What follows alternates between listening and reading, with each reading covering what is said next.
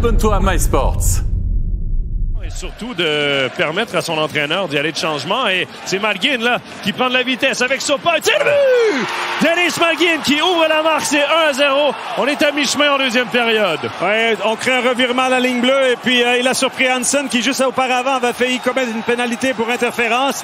Et il avait un peu les pieds dans le ciment parce que c'est venu à contre-courant et avec les pieds à Malgin. Je pense que c'est l'importance de ce premier but ce soir après avoir tué ses punitions. Il devient encore plus important.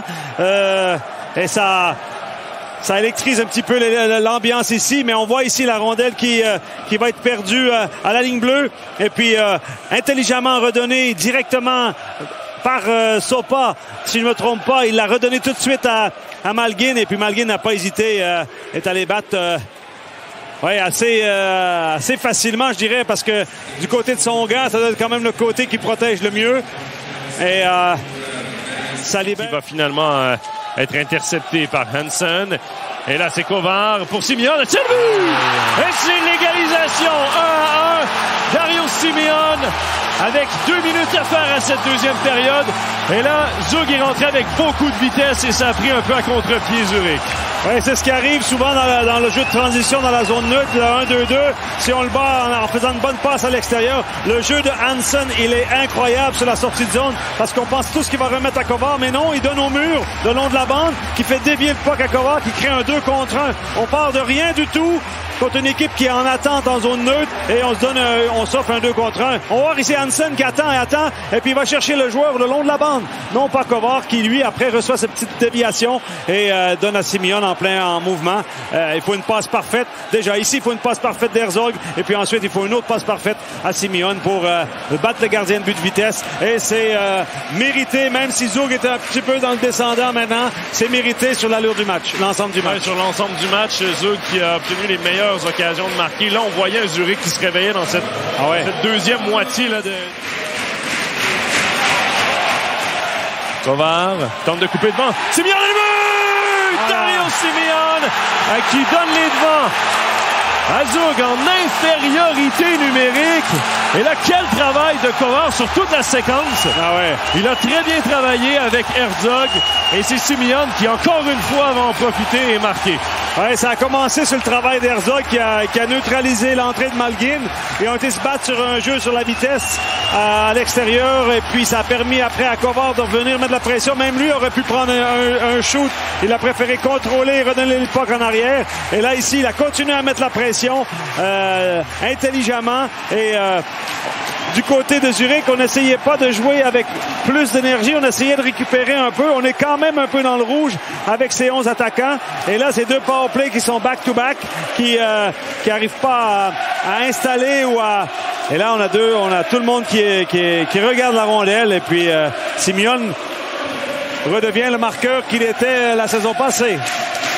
Le dégagement de Christian Dios qui était très violent à la hauteur du bloqueur, intercepté par Noro. On joue le long de la bande. Kovar intercepte. Et c'est Simeon qui va tomber son coup du chapeau. Et c'est 3-1 pour Zug.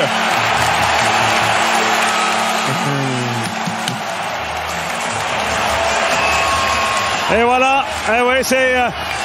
Je dirais largement mérité sur l'ensemble du match, même si Zurich a travaillé et est revenu très fort à un moment donné dans le match. Mais là, il n'y a pas photo. L'énergie du désespoir a payé pour Zug. Et vraiment, cette fois, je pense qu'on peut dire que la série est relancée. Oui, exactement. Bon, il reste encore 2 minutes 14. On est encore pas à la fin du match, mais quand même, Zug qui réussit à prendre une avance de 2 buts en toute fin de match et qui pourrait aller chercher une 2e victoire consécutive dans cette série et forcer la tenue d'un 6e match. Et c'est un but mérité pour Zug et mérité pour un dégagement qui va glisser tout doucement jusqu'à dans le fond de la cage. Et c'est 4-1. Zug qui s'assure de cette victoire avec ce but dans une cage déserte du capitaine Jan Kovar. Bon, lui, il doit s'être dit, on va m'insulter toute l'été que j'ai pas voulu marquer un goal contre mon frère.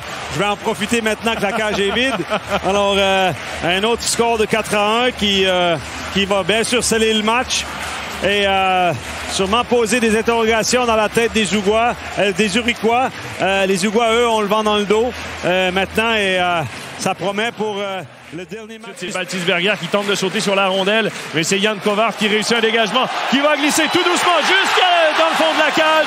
Et c'est 4-1. Zug qui s'assure de cette victoire avec ce but dans une cage déserte du capitaine Jan Kovar. Bon, lui, il doit s'être dit, on va m'insulter toute l'été que j'ai pas voulu marquer un goal contre mon frère. Je vais en profiter maintenant que la cage est vide. Alors, un autre score de 4-1 qui va bien sûr sceller le match et sûrement poser des interrogations dans la tête des Uriquois. Les Uriquois, eux, ont le vent dans le dos maintenant et ça promet pour le dernier match d'histoire au Allen Stadium. Ouais, un dernier match qui aura lieu vendredi là, au Allen Stadium, l'acte 6 de cette finale. On parlait en tout début de match de Garrett Rowe qui était à notre gauche sur...